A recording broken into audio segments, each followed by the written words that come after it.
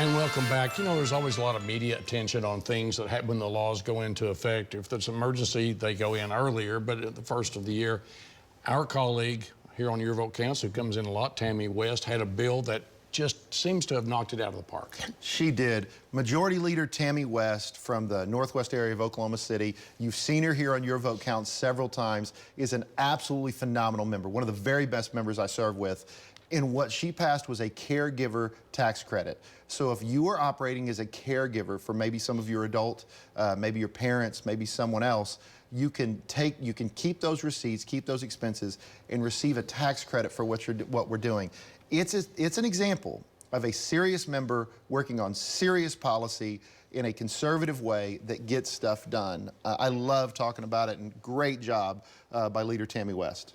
Yeah, she's always serious about these things. And this is one of those, she's not trying to track headlines, just trying to do good things for people.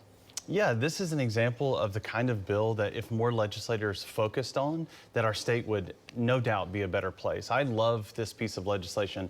As a grandson that had 4 grandparents that had the dignity of dying at home, one of which died of Alzheimer's but was still cared for by my grandfather, this bill would have been perfect for them. It's the kind of thing that would allow for them to incur some of those costs that many people can't afford at a nursing home or an assisted living care, and many people want the dignity of passing at home. This bill allows for that. I actually would like to see it increased in the future. Okay, maybe where we're headed. Well, anyway, kudos to Representative West. That's across the board from what I'm hearing on this particular bill. All right.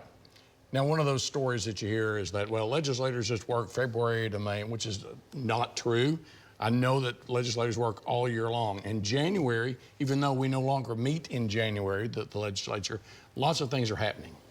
Yeah, a lot of stuff is happening right now. We're really getting warmed up for session to begin the first Tuesday of February.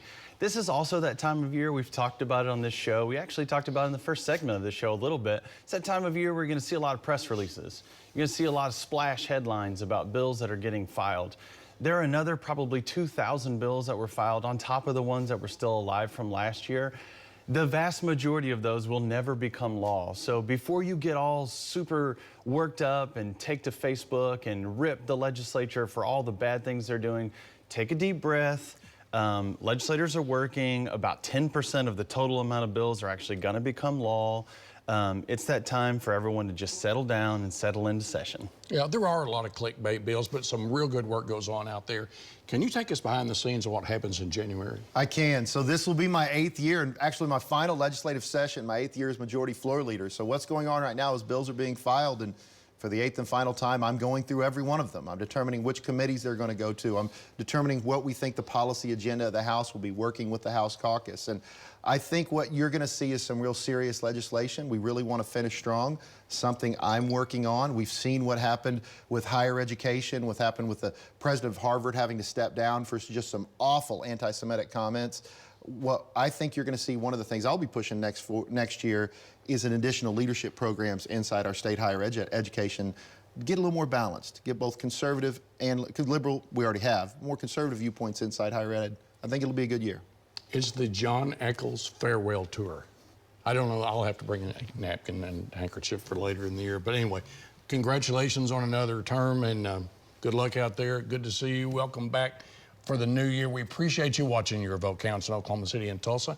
See this again at news9.com and news16.com, and follow me on my socials at Mitchell Talks.